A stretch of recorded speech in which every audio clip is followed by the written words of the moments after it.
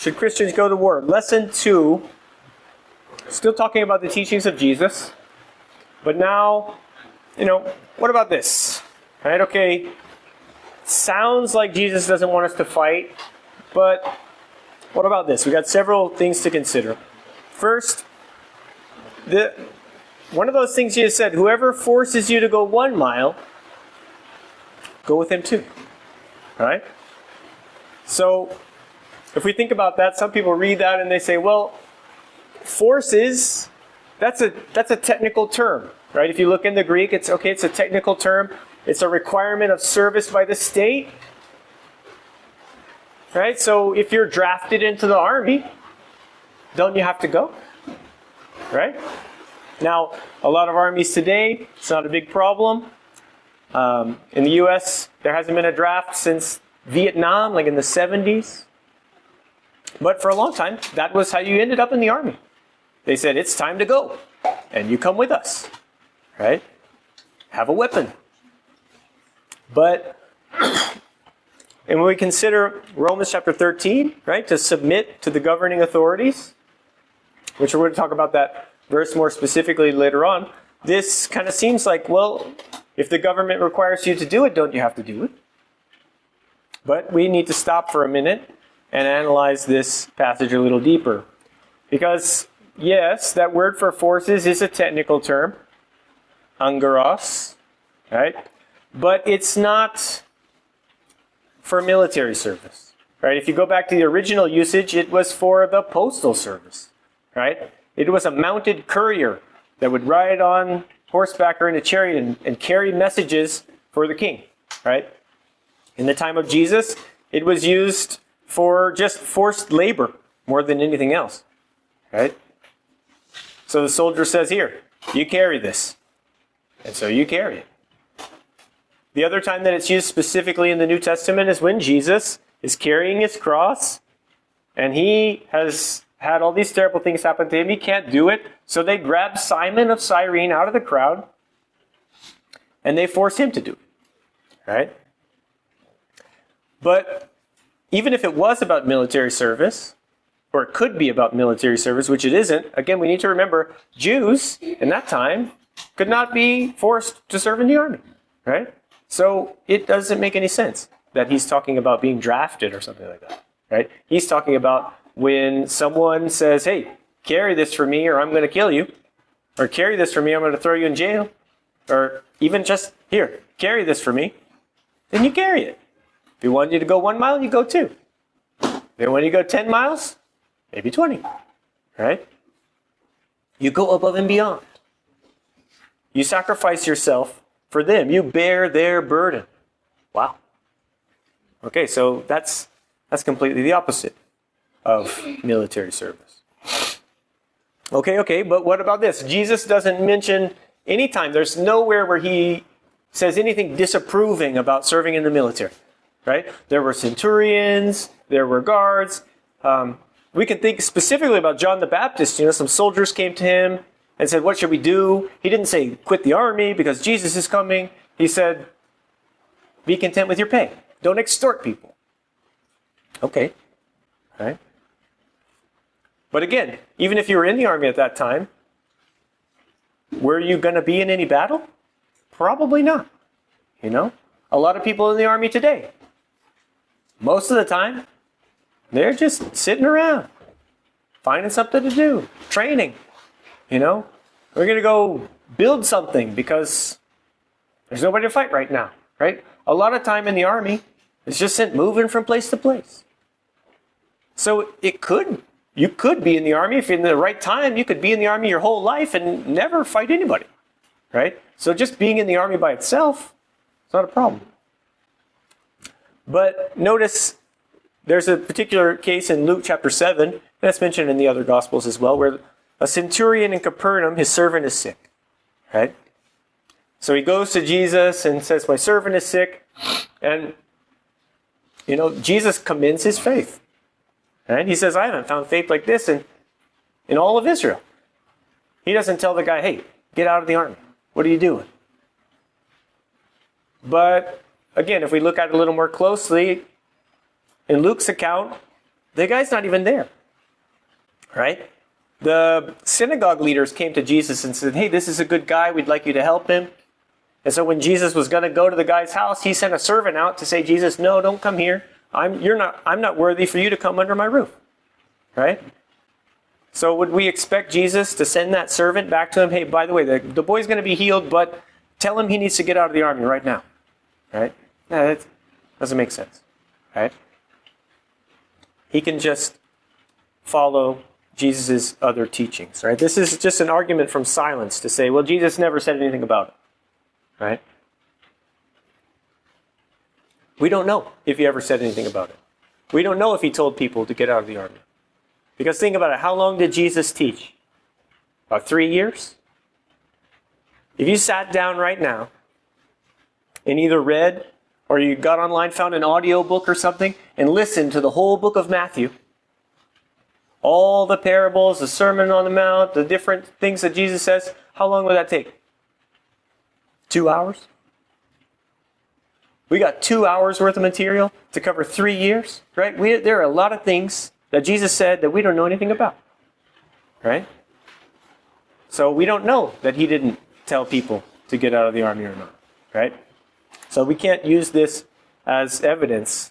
It doesn't contradict the things we already saw from what Jesus said, right?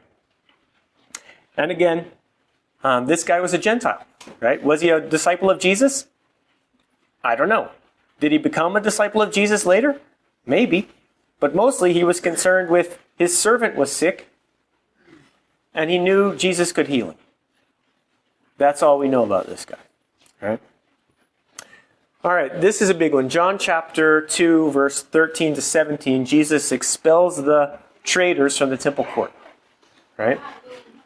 This in John is at the beginning of his ministry. There's a different account in Matthew, Mark, and Luke at the end, just before Jesus is crucified, where he does something similar. But this case is used a lot of times. Like I said, well, Jesus never used physical force to drive people out. Well, people will point to this. Well, then why did he make a whip? Right? He made a whip of cords and drove all out of the temple. That sounds like, in English, he drove everybody out. But you can see on the screen the verse, making a whip of cords, he drove all out of the temple, the sheep and the cattle. What? Oh. He made the whip to drive out the sheep and the cows. Okay? Because you can tell people, get out of here. But if I tell a cow, get out of here, what is it going to do? It's not going to move, right? So why did he make a whip? Because they had cows everywhere, right? There were guys selling doves too. What did he do with them? Did he whip the dove? No. He told the guy selling the doves, you take these things out of here, right? Nice and gentle with the doves. You can't hit a dove with a whip. It'll die, right? But you hit a cow with a whip, nothing's going to happen. You don't even have to hit it. You just crack it, right? So, what's happening here? Right? Is Jesus hurting anybody? Not necessarily. You know, did he use it to hit somebody? Your guess is as good as mine, right? I don't think he did, right? But you might say maybe he did. But, you know, it says he cast them out, right? That sounds kind of violent. Did he grab them and throw them out of the temple? You're making my father's house a marketplace. Get out of here. Ekbalo.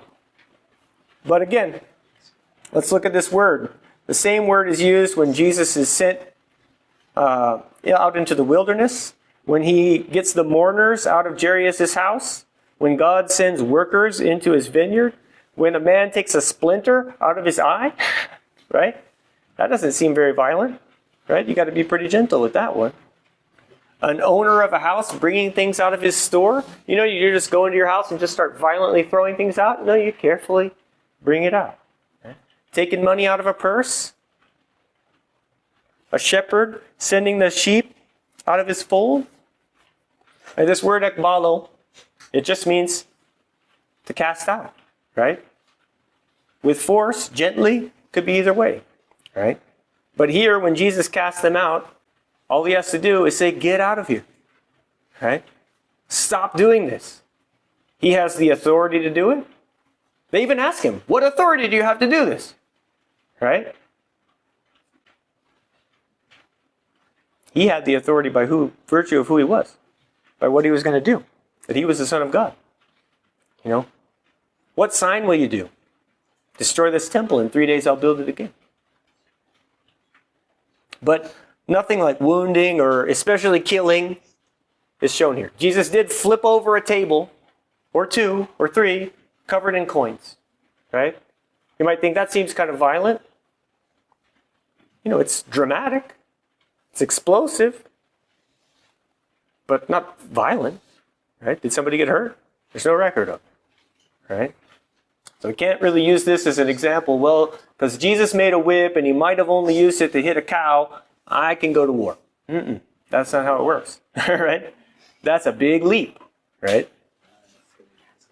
Or we say, well, okay, Jesus spoke about war. Right? I said before he didn't talk about his disciples in war, but he does mention war. Right? He says, you will hear about wars and rumors of wars. Nation will rise against nation, kingdom against kingdom. Right? War is going to happen. That's a fact. It has happened for 2,000 years. It's not going to stop, right? Until the end of time. So why would we expect it to? But are we supposed to be fighting in those wars, right? He talks about the coming destruction of Jerusalem, the destruction of the temple, right? That's going to be a violent thing. The abomination of desolation. Right? What is he doing though? He's weeping over Jerusalem. How I longed to gather you together. Right? He's so sad that they've rejected him and that these things are going to happen. They didn't have to happen if they would just be faithful. But they weren't faithful. They had broken faith with God. They were going to kill Jesus and continue to be unfaithful even after that. So their temple was going to be destroyed. God had told them in advance. But did God use Christians to destroy the temple? No. Right? Now, fast forward 1,000 years, 2,000 years. A lot of Christians have used what the Jews did to Jesus as a reason to do bad things to the Jews. Right? Anti-Semitism. That was one of Hitler's motivations, right? Look what these people did to Jesus. What? They did it to Jesus? They didn't do it to Jesus, right? They're just living their lives 2,000 years later. They didn't, you know? What did we all do to Jesus, though, with our sin? So, that's not quite right? We can't say, oh, we have to do something. God wants us to do this because of what they did. No, right? Christians had no part in that. Jesus said, when this starts happening, you run away. Go to the mountains and get out of here. But of course, Jesus gives other parables, right? There's other stories about kings destroying evildoers, masters punishing their slaves, using various levels of violence, right? Sometimes it's throw that guy into prison to the torturers until he pays the last penny, right? Bring those guys out here that didn't want me to be king and slay them in my presence. That's pretty intense, right? But yet, what's the context of those parables, right? Those parables are in the context of judgment, right? The master has gone away. He's given his servant something to do. When he comes back, there's an accountability. There's a judgment. Enter into the joy of your master, right? Or away from me, go outside where there's weeping and gnashing of teeth, right? Those wars that are there, the violence and bloodshed that we see in Revelation, chapter 19. Again, that's a very different category than the wars that we have today, right? And who's really doing the fighting? We'll look a bit into that. But Jesus defeats him with the sword of his mouth, not in his hand, right? That's a different kind of violence. It's a metaphor for something, for judgment. Yes, there's going to be destruction, but by whose hands? Not by Christian hands. So these do clearly show that Jesus believed that God sometimes punishes sin with great severity in this world. Using the nations of the world, using the governments of the world, right? Using the armies of the world, and even the evildoers of this world, right? God was going to punish the Jewish nation for all their sins and rejecting him and doing all these things. Had it all been prophesied for hundreds of years, right? Jesus is saying it's coming on this generation. But we might say if God's going to use the Romans to punish them, then can we assume that he wants us to do that in certain circumstances? Right? Is he going to use us? He might use us. You know. Has God used Christian nations to punish other nations? I think he has. Right? But, even in the Old Testament, well, first, God's decisions, his knowledge, his power, his authority, mean that what he does is always just. Right? What he declares, that's always right. But we don't have that luxury. When these questions come up, should people go to war? Someone will say, oh, should Christians go to war? Someone will say, well, the Bible says there's a time for war and a time for peace. People love to bring that one up when they want to go to war. We've had some peace, it's time for war. Wait, how do you know it's time for war? Right? How do you know the time for war isn't past? And it's now the time for peace. Right? You're just picking and choosing what you want. That's not how it works. We don't have that luxury. Again, if we go back to the scriptures, we see Assyria, Babylon, Egypt, all these people being used to punish God's people, right? But that didn't make them innocent, right? So even if God uses America or Great Britain or the Philippines to punish whatever people or nation, that doesn't make the people doing it, wielding the sword, innocent, right? He's just using them to accomplish that, right? And sometimes he gives them very specific instructions, and we go overboard, right? That's what happened to Assyria, right? God said, I sent you to punish, not to destroy, not to eliminate my people. But you thought I'm going to wipe them out. And God said, no, you're not. I'm going to send the Babylonians to wipe you out instead. I think about my home country, right? United States of America. Oh, we're fighting for freedom. We've done some amazing things. Yeah, but we've also done some seriously terrible things, right? I don't think about it too much. You might not think about it too much, but those atomic bombs that we dropped at the end of World War II, that ended the war against Japan. But at what cost? We killed over 200,000 civilians. Like that. That's righteous and just? I don't know about that. Actually, I do know about that. That's not righteous and just at all.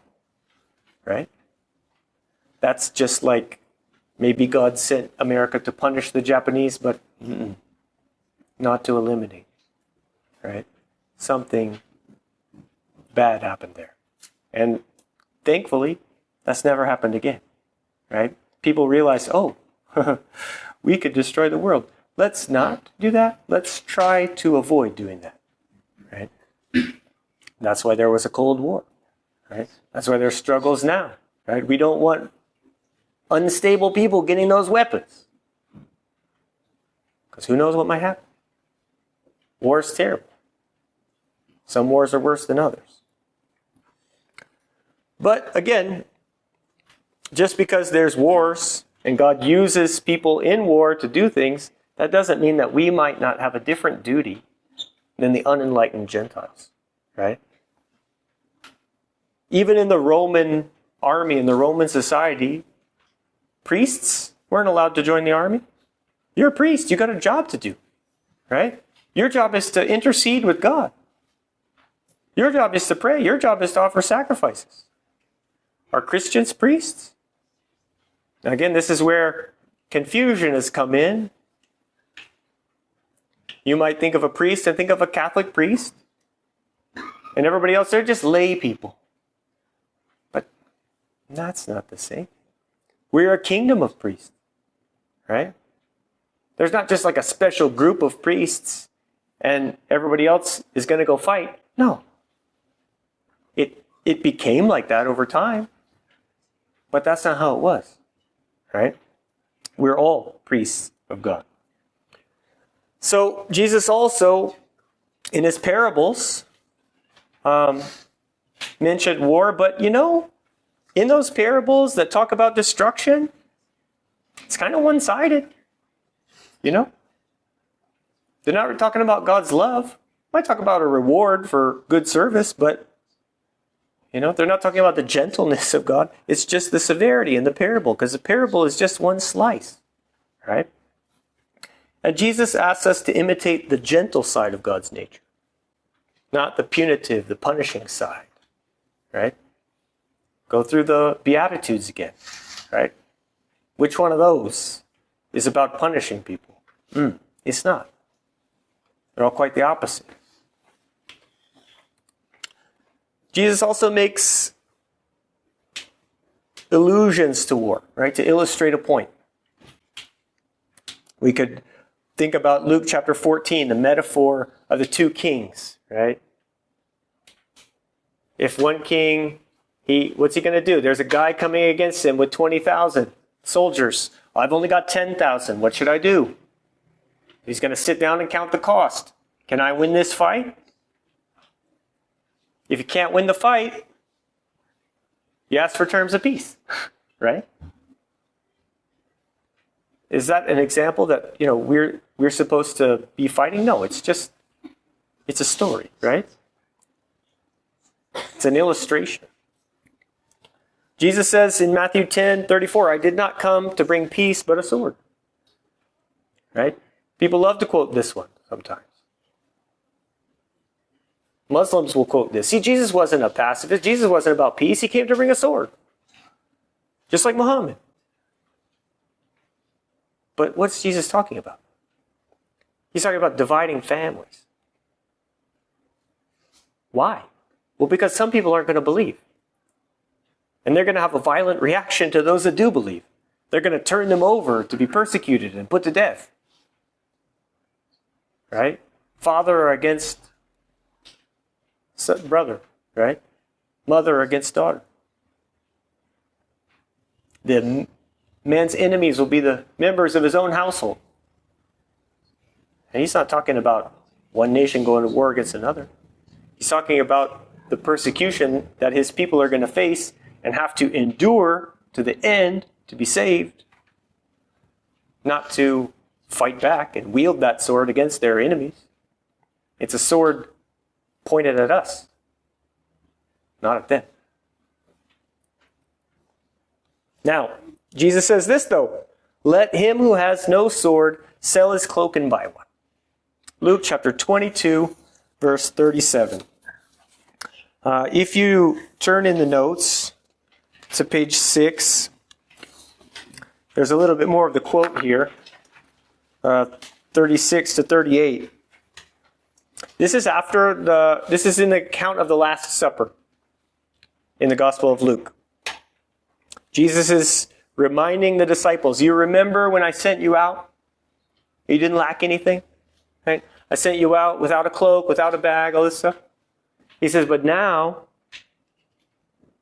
I want you to bring your bag, right? Bring your staff. He says in verse 36, let him who has no sword sell his cloak and buy one. Why is Jesus telling his disciples to buy a sword if he doesn't expect them to use it? It's a good argument, right? This is a tough one, right? They say, look, we got 2 swords. They had swords already, right? He said, that's enough. Why would he do that?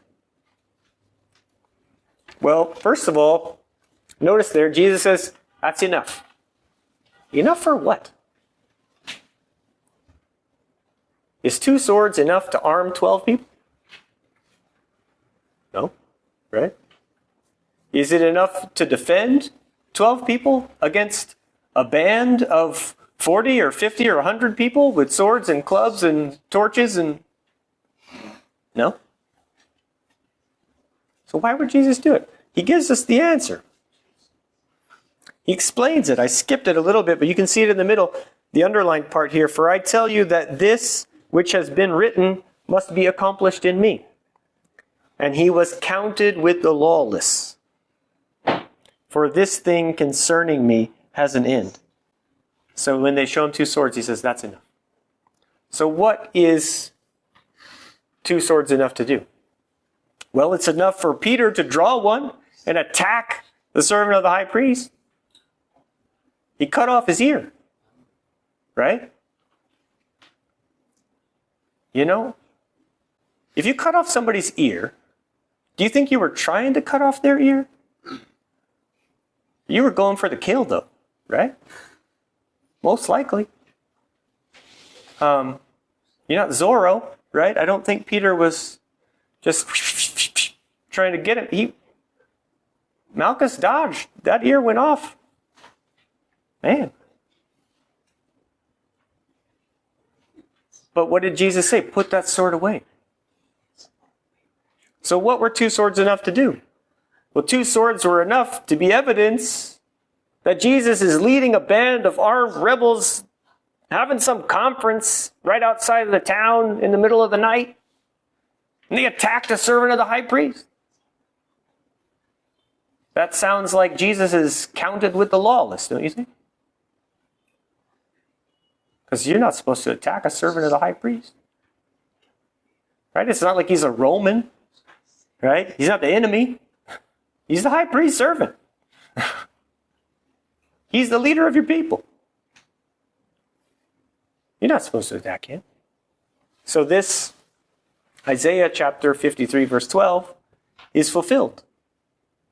So why did Jesus say, sell your cloak and buy a sword? Because I got to fulfill a prophecy in about 6 hours. And after that, put the sword away and don't ever draw it again. Right? That's what happened. That's what happened. Now, some might argue, oh, this isn't the fulfillment. The fulfillment is supposed to be in Mark chapter 15, verse 28. You know, Jesus crucified between 2 thieves, for he was counted among the lawless. But it's interesting if you go back and look, that's not in the early manuscripts. That doesn't appear until some Latin manuscripts in the 5th century. Long after, as we'll see, the change of Christians from being nonviolent to dominating the Roman army, right? So that's not the fulfillment. The fulfillment is here with Peter in the garden with a sword, right? That Jesus says to put away. Because when Peter uses it for the first time, he says, put it away. You draw that sword, you're going to perish by it. Okay. So this doesn't help. This doesn't change anything. This really supports what we saw before. But what about this? Jesus recognized the civil governments of his day, right? The government has authority, right? You know, can there not be war? I'm not saying anywhere in here that there's not going to be war, that governments can't wage war, that governments won't wage war, that they shouldn't wage war sometimes, right? But our question is, what should we do as Christians? What should the Christian response be? Because Jesus, he points out, Pilate, your authority is from above, right? Your authority, if you didn't have it from God, you couldn't do anything to me. It was given to you. He talked about the law of Moses as the word of God. He followed it. But the law of Moses is full of really harsh penalties, right? The death penalty for this and that and this and that. So, doesn't that mean it's okay? Well, it had its place in history. But is that our covenant? Are we, the nation of Israel, living in that place, in that time? He called judgment one of the more important parts of the law. Right? The Pharisees, they're tithing their mint and their dill and their cumin, but they're neglecting the weightier matters of the law. Right? One of those is judgment. So, judgment, that should be important. But what kind of judgment? It's not necessarily violent judgment, right? Maybe they were just not giving justice to the poor, right? We don't know. But he was completely obedient to the Jewish law. Again, the law that said there was a death penalty, though, as we saw before, he set aside that penalty. He had mercy on that adulterous woman. He paid the temple tax, even though he thought himself exempt. We pay tax. Paul says in Romans 13, pay your tax. But does paying your tax mean that you're supporting the government to go to war, that you should go fight? That's a bit of a stretch. He told his disciples to comply with the state's demand for forced labor. Right? They force you to go 1 mile, go 2. But again, is that military service? No. He didn't actively oppose the governments, not with force. He even meekly submitted to the official measures that led to his death, right? He was killed by the Roman governor, acting in his capacity, at the request of the Jewish leaders. Right? But what do we know? They were wicked men. It wasn't a just execution, but he submitted to it. He refused to be made a king over Galilee, which we said before, and so you might say, maybe that could be a certain measure of respect for King Herod, who was a terrible guy. Maybe. But maybe Jesus just knew his kingdom was not of this world. That's not what he came to do. And then Jesus says, well, give to Caesar what is Caesar's. Right? So if Caesar wants you to serve in the army, shouldn't you do it? Right? If the government says, we got to go. We got to defend our borders. We got to go deal with this enemy. Should we do it? Well, what's this question about? Taxes. Right? Should we pay our taxes? Yes, you should. All right? If you owe taxes, pay your taxes. But, if I part with my property because someone else demands it, that doesn't make me responsible for what they do with the money. Right? If the Roman government is using taxes from the Jews and the Christians to fund their wars, that doesn't mean I don't pay taxes. It's not my responsibility. Now, of course, we live in a different kind of society. We live in a democracy, right? Some sort of representative democracy or something, a republic, you might say, right? So we're going to vote for things. That might be a little different. If you vote to go on war, well, that's different than just paying your taxes, right? But if I pay my taxes because that's what's required and it gets used for something I don't want to do, that's not my problem, right? Remember, give to God what is God's. We're the ones made in the image of God. We're supposed to give ourselves to God, not to the government. There's a lot of times where what the government says to do is not what we're supposed to do. Right? Even if it's a government instituted by God, even if it's a priest of God's people telling you not to do it. What do the disciples say? You decide if it's right for us to obey you rather than God. Right? So do we love our enemies? Or do we set that aside because we have some commitment to the state? Now, some people will say, listen, if everybody was to obey Jesus' teachings in the Sermon on the Mount, and turn the other cheek and give away and all, society would just fall to pieces. It would destroy peace. It would destroy the well-being of everybody, right? There would be no order. It would just be like a paradise of thieves and criminals. People would riot. There wouldn't be any consequences because who's going to hold them accountable? Okay, interesting idea. But would we, if we were all doing this, would we have a paradise? Or would we have this paradise of thieves and criminals? Well, one thing is, if we were all doing it, if everybody was doing it, again, then we would have an ideal society. It would be a paradise. But some people aren't going to do it. That's the point. Right? And the logic here is flawed because these teachings that Jesus gives, who does he give them to? The whole world? No, he's giving them to his disciples. They're the only ones that are going to do it. Other people that don't want to follow Jesus, that don't want to follow his rules, are going to do their own thing. Right? They're going to keep doing it regardless. Us following Jesus doesn't affect that. But again, some people have this idea, well, if you're not going to use force, if you're not going to use a gun or a sword, you're just passive,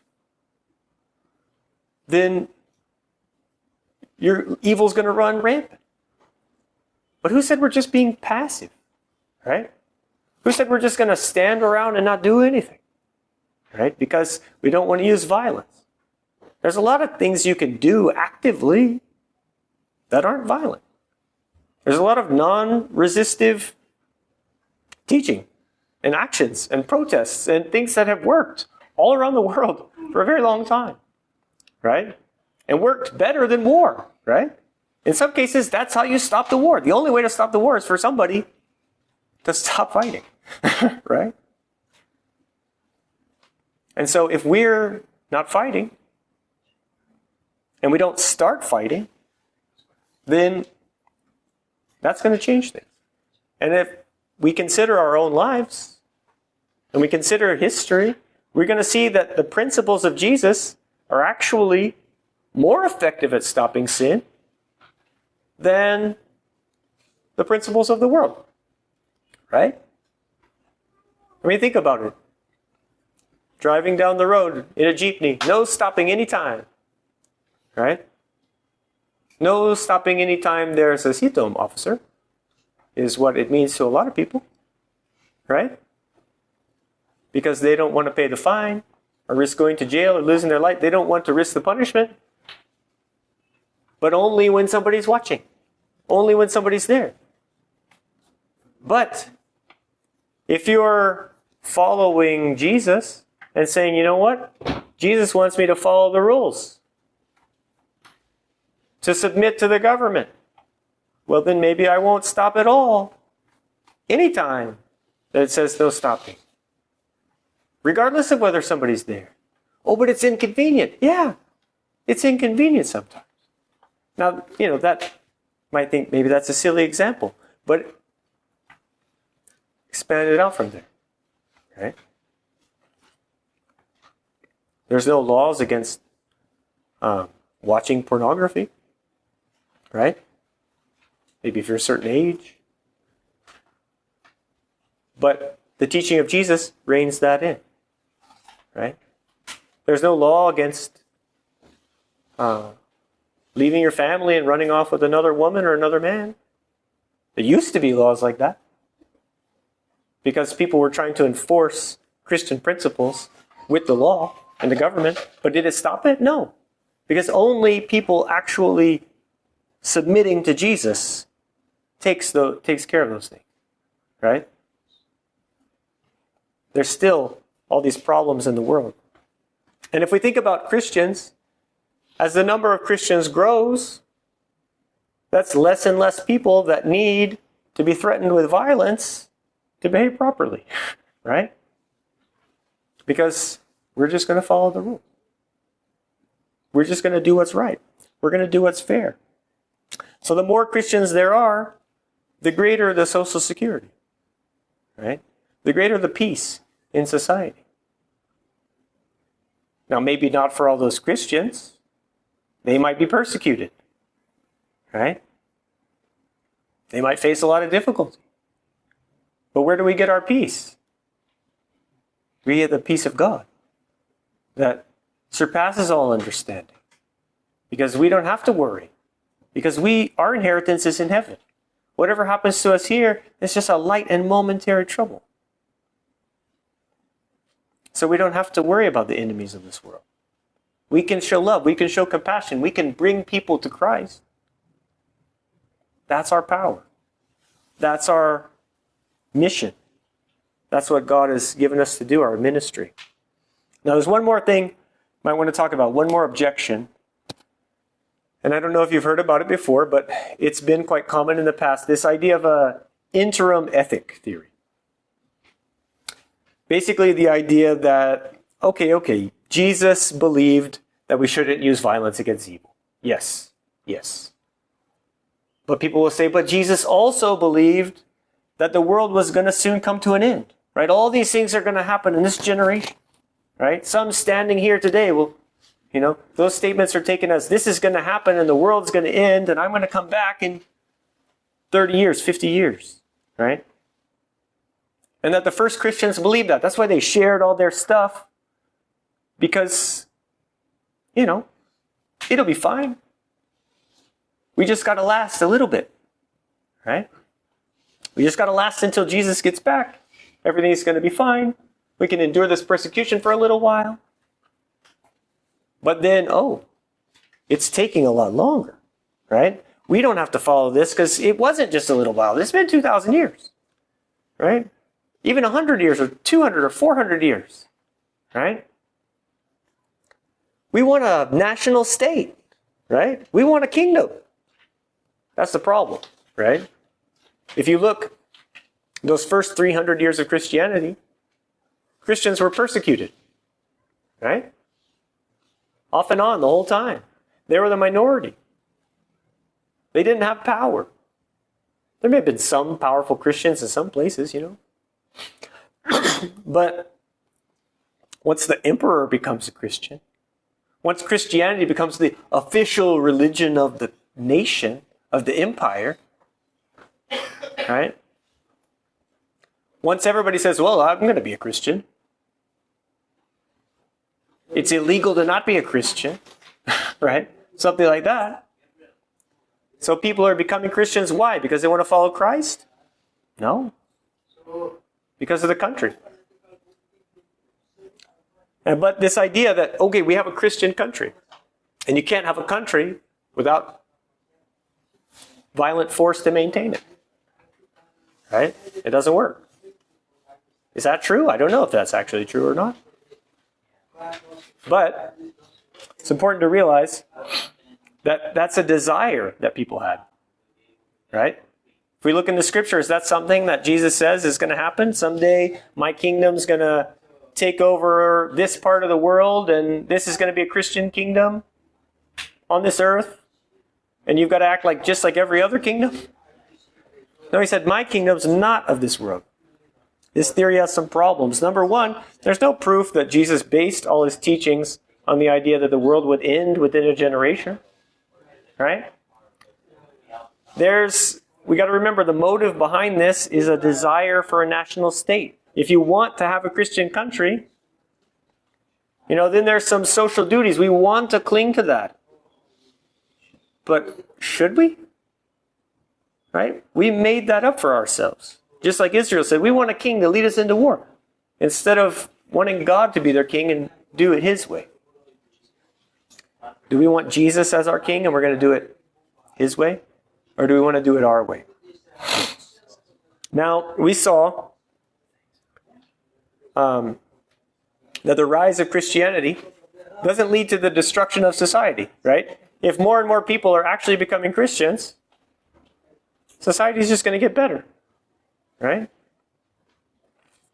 But if people are just Christians in name only, then what? And again, if we're looking at the teachings of Jesus and our own desires, which one should we choose? If there's a conflict, I think we know the answer. So, summary for tonight. We know Jesus never spoke directly to his disciples about going to war or not going to war. Right? That's pretty clear. But the evidence shows that he didn't use violence of any form, public or personal. And he taught his disciples to do the same thing. Right? That's what we see in the teaching of Jesus. Now, there's some objections. We handled a lot of those. There might be more. Right? If you guys have questions on the last night, especially, we can go through some questions. But we can explain all these objections without going against that basic understanding of what Jesus said. But, again, we looked at the evidence, now we want to check our conclusion. Right? We're going to look at some biblical examples. We're going to look at some historical examples. Right? Is that the way the church understood the teaching of Jesus in the beginning? Right? If we can look at that evidence, we can see maybe we got it wrong, maybe we got it right. Right? So that's what we're going to do tomorrow. We're going to look at a lot of examples of the early Christian disapproval of war, some different ways, and then some ways that Christians kind of accepted war in one way or another. Right? And then we're going to kind of summarize it all together and finish up on Friday and take some questions if you have them. This is a hard topic, right? It's challenging, and it leads into a lot of other questions. You know, what's the difference between warfare? Well, what about, can I be a policeman? Right? Can I defend myself and my family? As we're going to see, it's kind of interesting. A lot of people today might say, yeah, well, Christians aren't supposed to go to war. Sure. But you got to defend your family, right? You got to shoot that guy that's breaking into your house before he kills your wife or something. But if you go back to the first Christians that were saying that it's okay to go to war, they didn't believe that it was okay to defend yourself privately. If someone is just going to come up and kill you, you let them do it. What? But if the government tells you to go do it, then you can't. What? Right? It's completely the opposite from what a lot of people think today. So which one's right, or is neither one of those right? Right? What are we supposed to do? See you guys tomorrow night. Thank you.